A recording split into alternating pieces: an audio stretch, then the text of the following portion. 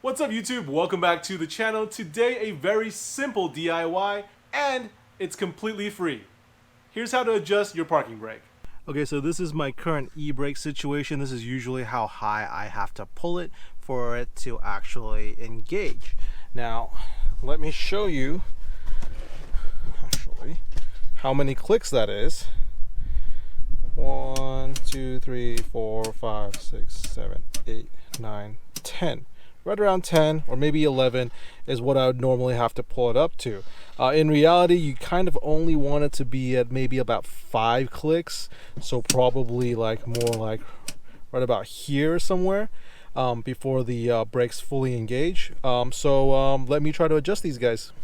Oh, almost forgot. You want your e-brake down for this. So make sure you have something to block the front wheel if you're doing it on a driveway like me, and release the e-brake. So after you take your wheel off, you do not need to take your brakes or the brake bracket off. You actually just need the wheel off. As you can see,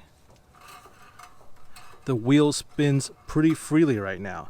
Now what you want to do is there is an adjuster down here. You have to line it up with the adjuster. It's like a little star shape, has a little teeth, and you want to adjust it so that the brake caliper, the inner shoe, is pressing out towards the rotor itself. Now it can't be fully out, fully engaged, because then that way your wheel obviously won't turn, but you want to have some sort of resistance more than this. Okay, it's super hard to see inside that little hole, so all I can do is describe it for you, but basically you want this adjustment hole for the emergency brake facing down, as you can see, top down, and you should be able to see in there.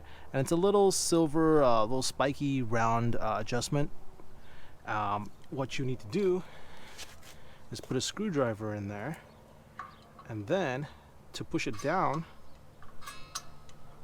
is to loosen it if you wanted to remove the brake rotor, but to tighten it, you move it upwards. So you move it up like this, flicking the thing, turning it this way. So let me show you how it's supposed to sound like, at least, so that way you know if you're doing it right or not.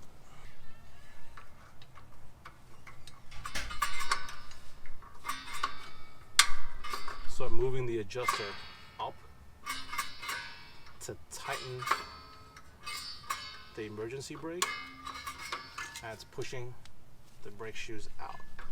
You want to adjust it a little bit and see. Okay, that's still a little too loose. We'll adjust it some more.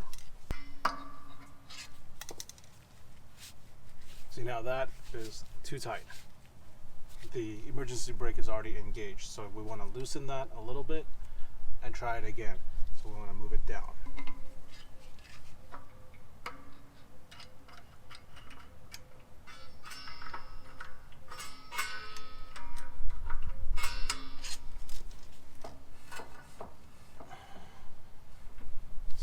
Loose side, so I'm going to tighten a little bit more.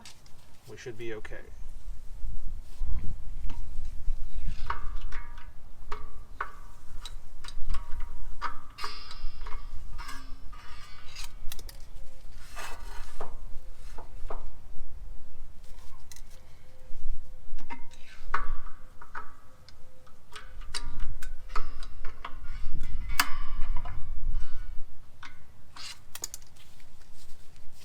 Too tight.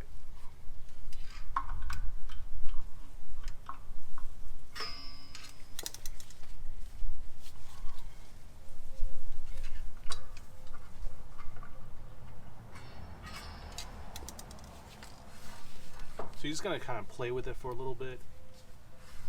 And right now is probably the tightest it's going to get before it fully locks up. So this should be okay. This has somewhat resistance. It's not spinning freely. And the e-brake should be set on this wheel. Now you gotta do the same thing on the other side, and we should be good. So for this side, I'm gonna go for bonus difficulty and leave the spacer on and try to adjust the emergency brake.